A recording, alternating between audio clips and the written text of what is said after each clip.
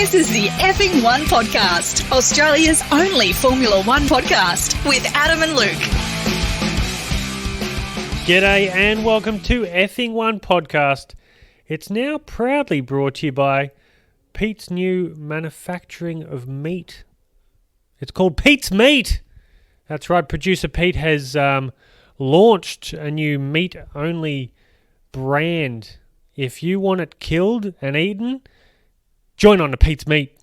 And it's part 2 of 2022 in a championship. Ferrari are doing their very best to lose. No one loses better than Ferrari. Schumacher in 99, a stuck throttle.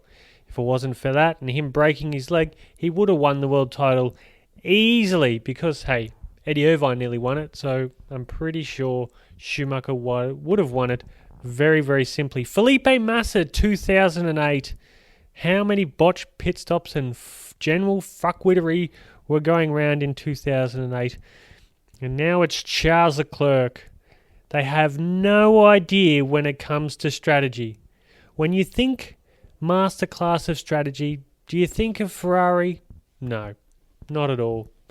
I still argue that Ferrari needs some Germans in there to dot the I's and cross the T's. Without this, Ferrari can only hope Red Bull have 9 races of DNFs for Max Verstappen, but I do believe Mercedes will win a couple of races by season's end. Who will it be? Will it be Russell? Maybe. Will it be Hamilton? Who's that fella? And so far, this has been a solo season for this little Aussie battling podcast. I had some calls from Adam on Epstein Island, and there was a chance I'd have my partner back, but alas, COVID struck his family down. But I'm glad his family are all recovered, and he still managed to stay well away from this podcast. Now, McLaren has dumped Daniel the Personality Ricciardo. Now, it's a shame that we won't have the Aussie in Papaya, but we will have an Aussie at McLaren. Now, I think about it, Daniel's reported payout was $21 million to get him out a year early from his contract. I reckon that's probably saving McLaren money. The money that a driver, if they're somewhat near Lando Norris, outperforming him or closer to him, he would have got more championship points, equals more money for the team. So maybe they've just actually saved money by getting rid of Daniel early, because clearly he's not compatible with this car. They've tried to engineer, they've tried to work around, he's tried hard, and it's just not working for him. In a car where both drivers seem to have difficulty and have said that they're both scared pushing the car to its limits, especially under braking. Now that isn't good for a driver. You need confidence under braking, and Lando Norris, being younger, probably has less fear, probably has less life experience or concerns that Daniel Ricciardo has. And as we all know, as we get older, we get slower because we do think about death. We do think about accidents. We do think about what could happen, where the younger generation, some of them die early because they're doing something stupid. So that's where my fear comparison comes into it. That's right, it's the Luke Wormald fear comparison chart. If you look there, you'll find Lando Norris up the top. He's fearless. Daniel Ricciardo is somewhere near the bottom. Right next to Daniel Ricciardo is any woman that hangs out with Nikita Mazepin. There's a big fear of being inappropriately touched. But the good news is we will have possibly 2 Aussies on the grid. Will Daniel Ricciardo go to Alpine? There's no other place for him to go, really. Is he going to go to Williams? No. Is he going to go to AlphaTauri? No. Is he going to go to Haas? No. Haas holes, I'm sure they have a bit of money. Probably looking at offloading Schumacher. Maybe Schumacher will go to a Ferrari test drive, or jump into Alfa Romeo. I can't see Daniel Ricciardo go for those teams. I think if he's going anywhere, it's going to go to Alpine. Otmar Saf now said, yep, we'll have him. So, and it's a car that he did kind of suit, and it was more suited to him than Nico Hulkenberg. So watch out, Esteban Ocon. you're going to have a very tough teammate again. You may be out of Formula One at the end of next year. Daniel, well, he's just made $20 odd million. Not a bad day not to do your job. It's a public holiday here on the Gold Coast, and I didn't quite make Daniel Ricciardo money, but I did make a little bit more money than normal, thanks to the public holiday and thanks to having a job again. I did, when the whole Piastri Alpine saga went on. So what happened was Fernando Alonso, he said, I'm going to Aston Martin. And he said it late on the 31st of July.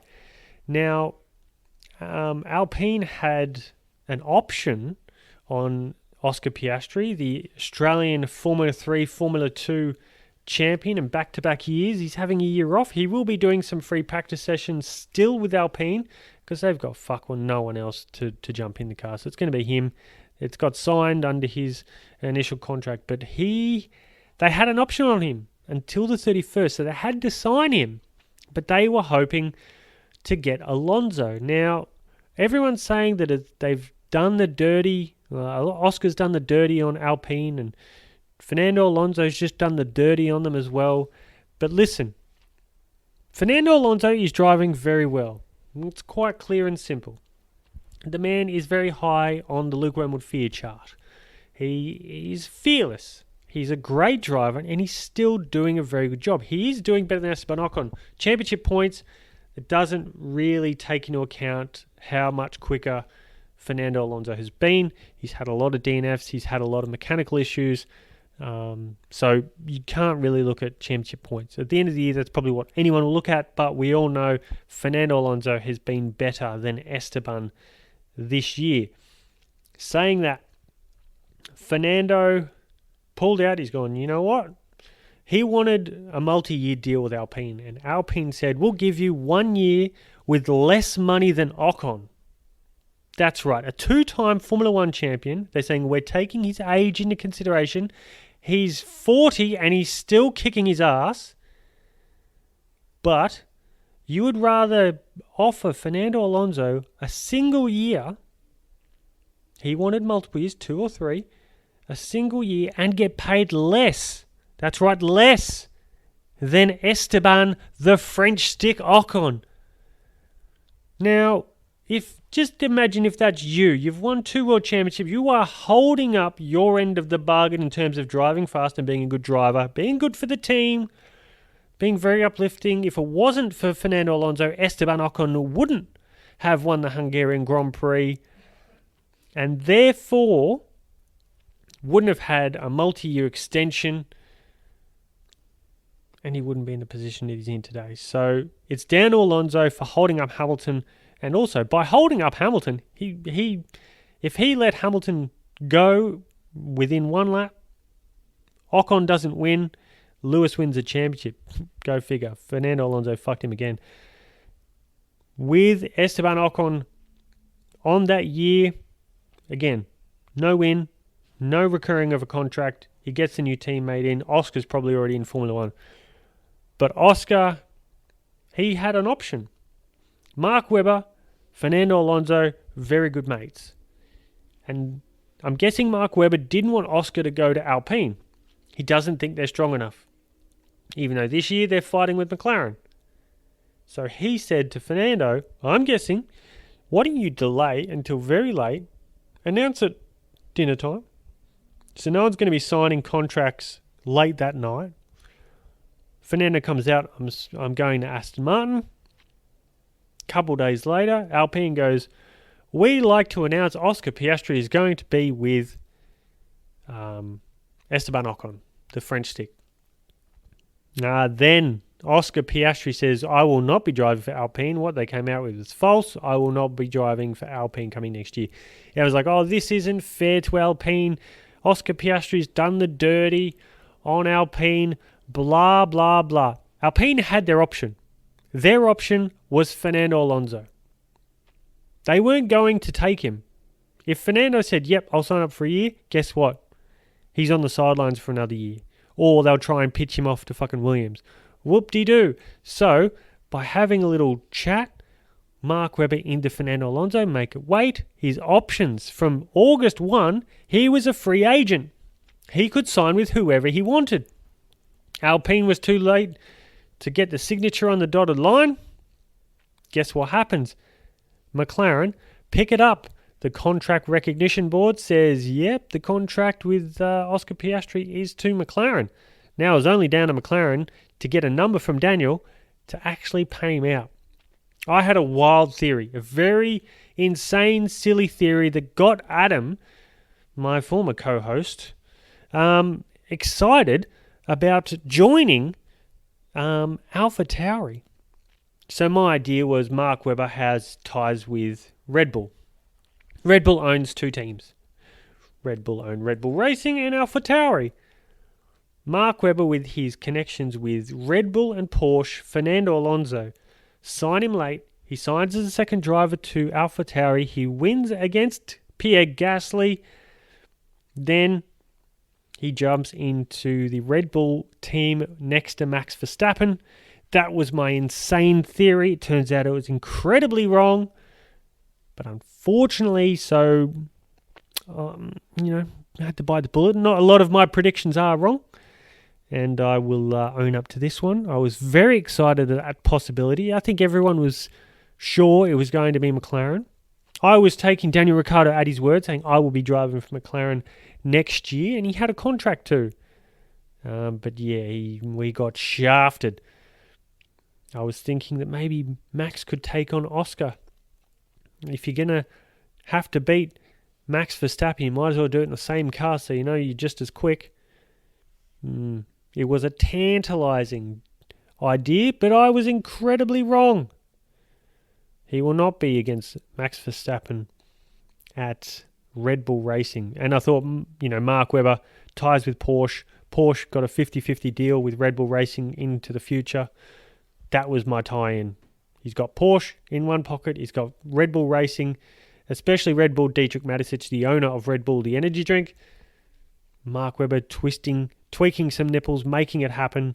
But unfortunately, didn't work out that way, but it looks like he'll be going to McLaren. My only concern is Oscar Piastri adaptable? Can he drive the best out of that car? Carlos Sainz said it was a difficult car. Ricciardo has had trouble with it for the last 2 years. Can Oscar go into McLaren and actually do a decent job? No doubt his pedigree, no doubt that he's good, but he's going to have to find a new limit in a car that's difficult to find. Lando Norris is very good, and he's had this design, the way they do things at McLaren for a couple of years. He's going to be going in there a little bit clueless into having to drive their car from scratch and getting to know it. No doubt Oscar will have his nose to the pavement. He'll have Webber in his ear, and they'll make the best of the situation. But I can only fear that the car that they give Oscar may not be to his liking. Let's hope the young boy can adapt and move forward in the grid and bring some wins and a championship to McLaren. If Daniel Ricciardo can't do it, let's hope Oscar Piastri can. Being an Aussie Formula One podcast, that's what we're talking about. Oscar versus Daniel, the battle royale between Alpine and McLaren. Is there another championship going on? Yes, there is. There was a Hungarian Grand Prix, which I will recap right now. I would give the race a 7.5 out of 10. It was a decent race, a lot of overtaking around the outside, good chunk of different tyre strategies. It wasn't as straightforward as everyone thought it might have been. Didn't get a good dousing of rain in the race. That would have been nice. But Verstappen wins ahead of Hamilton and Russell. Wasn't really great for the Ferrari team. They were well ahead, but it was a sad day for Ferraris. They went backwards, lost more points to the Red Bull Racing and Max Verstappen in particular. They could be so much better. They could be a better team if they would just listen to me, get some Germans there to do some strategy. But alas, they won't. They're too stubborn and they're too Italian. And if you look at qualifying, it was Russell, Sainz, Leclerc, Norris, Ocon, Alonso, Hamilton, Bottas, Ricciardo, Verstappen, because he had some engine issues in qualifying. So he started 10th and won the race. Russell finished 3rd. Hamilton finished 2nd. I tell you, Hamilton was the 7th in qualifying. Nearly 8/10 shy of his teammate going into from Q3. So Russell was quick. Got his first ever pole position. Congratulations to the Brit. But Sainz and Leclerc went backwards during the race. Sainz finished 4th. Leclerc finished 6th. Leclerc did have a couple of battles with Verstappen, but they were on different tyres at different point of the track. So Max fought his way back forward to take another win, which takes him more points clear. Do we talk about their championship? Is there any point? Or is the only championship worth talking about the 3rd championship? So Max Verstappen is on 258 points. Charles Leclerc is on 178 points. 70 points difference. 5 points behind him is Sergio Perez. Then it's George Russell. Carlos Sainz, 2 points behind George. Lewis Hamilton, 146 points, 10 points behind Carlos Sainz. And then 70 points to Lando Norris in 7th. And we got Ocon, 58 points. Valtteri Bottas, 46 points. Fernando Alonso, 41 points. As I said, you look at that championship and you go, Esteban Ocon's driving the wheels off it. He's flogging Fernando. Not quite the case. It's like when Mark was at Williams, Mark Webber was at Williams, and he had, I think it was like 7 to 10 DNFs in his last year there. Took a lot of points out and made Nick Heidfeld look good because he finished higher in the championship. Kevin Magnussen is in 11th in the championship, 22 points ahead of Daniel Ricciardo. So maybe Haas's job wouldn't be that bad. Pierre Gasly, 16 points. Sebastian Vettel, 16 points. Mick Schumacher, 12 points. Yuki Swery Tsunoda on 11. Guan Yu Zhou, 5. Lance Stroll, 4. Alexander Albon, 3. Nicholas Latifi, he has 0 points still. And Nico Hulkenberg, who drove the first 2 races of the season, he is also on 0 points. Let's hope Hulk can get back in. Or, one of the Alpine drivers. Or Lando Norris or Daniel Ricciardo gets a bit of COVID and get our dear Oscar Piastri out into the Grand Prix world. It'll be nice. An idea that would make Formula 1 great again, I would like to see an F1 series run by the 1980 rules with today's knowledge. Have the same open book. Back then, 1980s had a V6, V8, V12s, and a flat 12 in the Ferrari. So that gives you a big scope of what kind of engine capacity and engine configurations were going out.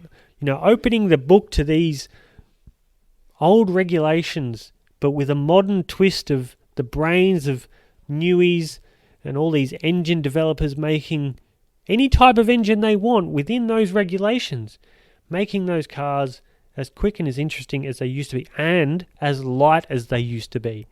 Oh, I miss those cars, especially going into the late 80s, early 90s. Those cars were light. Race by drivers: Verstappen, Hamilton, Russell, Sainz, Perez, Leclerc, Norris, Alonso, Ocon, Vettel, Stroll. Vettel finally getting the upper hand of his Down syndrome teammate Lance Stroll. Alonso ahead of Ocon. Good teammate battle there. Norris 7th. Daniel Ricciardo down in 15th after getting a penalty for spinning Stroll. He said he couldn't help. He couldn't keep the car. He'd just come out of pits. He had hard tyres on. Went into turn, I think it's technically turn 3. And he just slid straight into the side of Stroll. If I was Stroll, I wouldn't be going around the outside of a bloke who just came out of the pits with cold tyres. Yeah, they're in the tyre warmers, but you know what's going to happen. He ain't going to make that corner. And he didn't. and he spun straight into Stroll. Stroll had a few blokes hitting him, which wasn't fair on him, but Stroll is a bit shit, so disregard that. Daniel did hit Stroll. Albon hit Stroll. Everyone just wanted to hit Stroll, and who wouldn't? After what Stroll did last year, it's only fair. Stroll took out, he hit the back of Ricciardo, took a bunch of other blokes out. Now it's time to get him back, and congratulations everyone who did. Mick Schumacher finished ahead of Magnussen, Albon ahead of Latifi, Gasly well ahead of Tsunoda, Bottas DNF'd, Zhou. Again, that Alfa Romeo doesn't have great reliability. Now the awards, the F1 Podcast Awards, the awards that everyone wants in their mantelpiece. These awards are actually repellent of dust, so you can have them in your trophy cabinet, display them with pride, and you will not get a drop of dust on them, thanks to Pete's amazing technology, which also goes hand in hand with Pete's meat. That's right, everyone. If you're wanting meat, ask Pete. The Green Award, we're giving it to Bottas because he was the only card DNF. So Bottas gets the Green Award for saving the environment, thinking forward, and lowering his carbon footprint with less tyre usage, less fuel usage. Congratulations, Valtteri Bottas. The Likkonen Senate Award for the best overtake maneuver. Now I'm giving it to two drivers. I'm going to call it a Williams Bonanza. Nicholas Latifi on Kevin Magnussen. It was a delight going around the outside of turn 3 and on the inside of turn 4 is a beautiful move, and he was very excited about it too. And I'm giving the other one to Alexander Albon on Sueri Tsunoda. A beautiful move down to turn 5, around the outside at turn 5, around the outside. Here we see Alexander Albon round the outside. That's right. Bit of Eminem there for everyone. The next award is a Pastor Maldonado Award for dangerous driving, and we're giving it to Daniel Ricciardo on Lance Stroll and Alexander Albon for his lap 1 incident with Lance Stroll. But we all know Lance Stroll did deserve it. The F1 Podcast Award for making Formula 1 great again. And it's not really racer related, but we're giving it to Fernando Alonso. Oh, that was exciting. The Yuji Ide Award for wasting everyone's time. It's Daniel Ricciardo, that's right. Daniel Ricciardo wasting everyone's time. He's wasting McLaren's time, and they've gone, you know what? You've wasted too much of our time. Here's $21 million to please leave us alone. It's gotta hurt. It's gotta have a little bit of a sting when you've tried and you just can't be as quick. You can't get the results your teammate does, to the point where your team says to you, hey, here's a bunch of money. Can you not drive for us anymore? That'd be sweet. Yep. And the final award, the most important award, and it comes with a special audio clip. No, not that one. It's this one.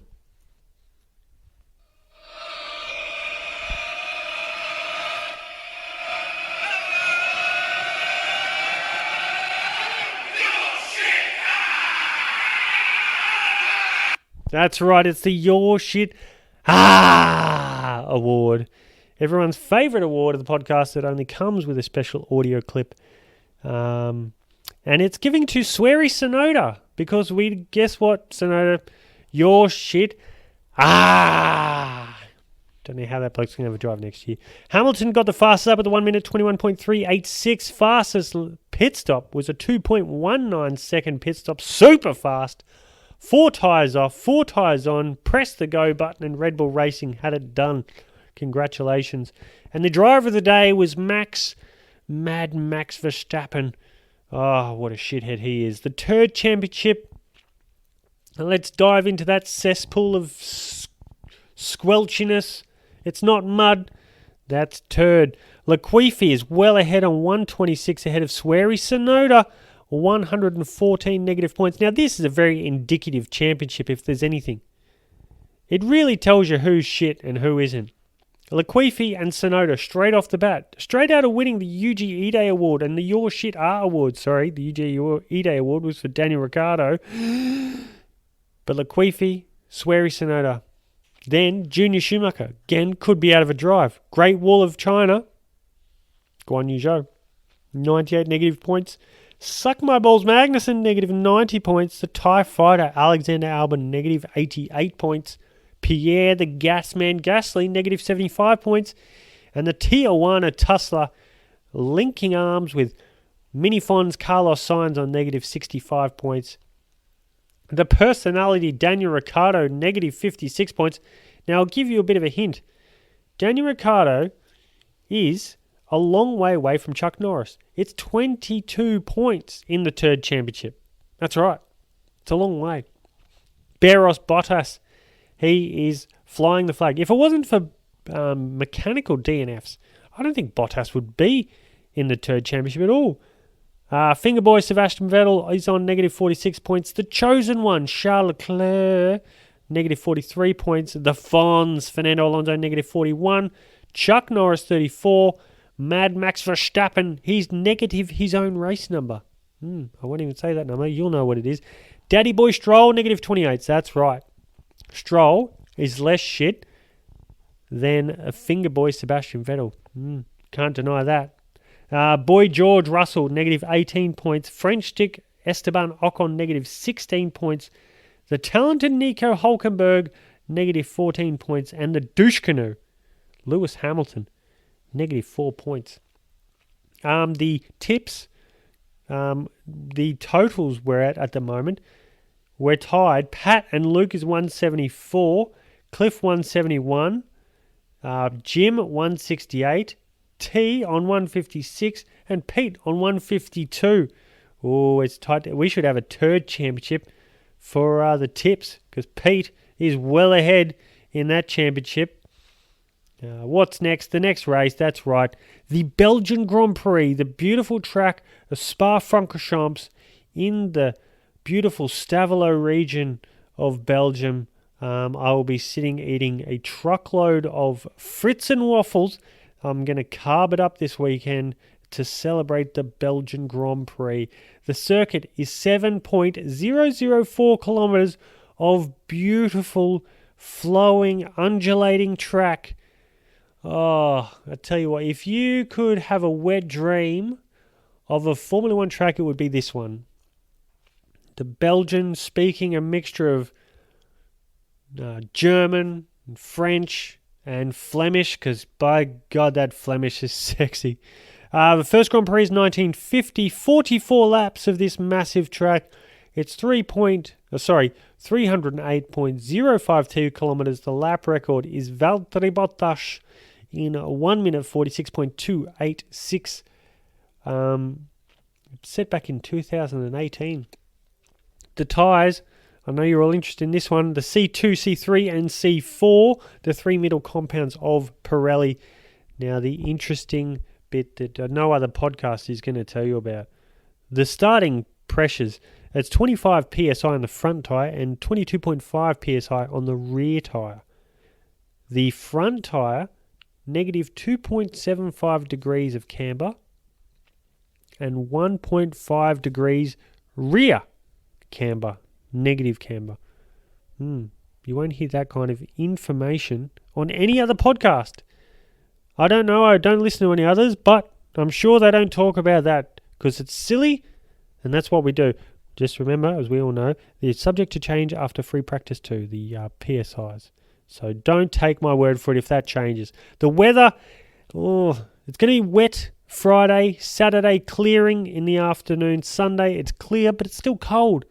9 degrees overnight, 21 degrees top of the temperatures. Race times for this weekend's Grand Prix in Belgium. Auckland, 1 a.m. Monday morning. Nerang and Melbourne, Sydney, 11 p.m. Adelaide, 10:30 p.m. Perth, 9 p.m. Kathmandu, 6:45 p.m. Dubai, 5 p.m. Helsinki, 4 p.m. Stockholm, 3 p.m. London, 2 p.m. Sao Paulo, Brazil, 10 a.m. New York, 9 a.m. Los Angeles, 6 a.m. in the Sunday morning. And if you are in Honolulu, I am very sorry, but it's another 3 a.m. wake-up call for you. Now, the previous winner, we all know what happened last time at the Spa-Francorchamps. It was an absolute terrible, what I would call a shit show joke Grand Prix. 2 laps behind a safety car, which it was pouring down. They gave a win to Max Verstappen. Russell got his first podium in the Williams ahead of Hamilton. Half points. Angered F1 fans all over the world. And I do hope the fans at the track last year who got absolutely robbed, saying, it was declared a race after 2 laps behind a safety car. Fuck that. That was shit. It shouldn't have started. They should have waited. They should have done it the next day. I don't care if they have a back-to-back. They're only going to fucking Monza. They're not going over to Singapore. Just make the race happen. Do everything for the race. If you knew that this amount of downpour was going to happen, start the race earlier. Or have the race later. Don't start it and then 2 hours ticks by and you're like, we're done. No. That's the worst thing Michael Massey did. What happened in Abu Dhabi? Nothing. Nothing compares to the shit show because it screwed everyone over. It's fucking shit. He still should have a job though. He apparently will be back in Australia and be the king in supercars. So he'll be in a very similar race director role, but for the supercars here in Australia, which is great. Great to have him back. He did a good job in my eyes. He, bent the rules and tried to make some stuff up on the go. Didn't quite work out. Got him kicked out of the ass, but Spa was shit. I hope any of the fans able to get back this year and hopefully they get a decent show. I can imagine, Spa would be a big bucket list for anyone to go and watch the race, and to have to fly all the way over to Belgium, get that opportunity to watch the race, and then it gets cancelled. It'll be a big kick in the guts. So yeah, I'm looking forward to this weekend's Grand Prix. Spa-Francorchamps, what a beautiful track. Sit back, relax, enjoy the Ardennes Forest, enjoy the beauty that is Spa, that is Belgium, and enjoy this weekend's Belgium Grand Prix. I'll be talking to you next week. Cheers, cunts!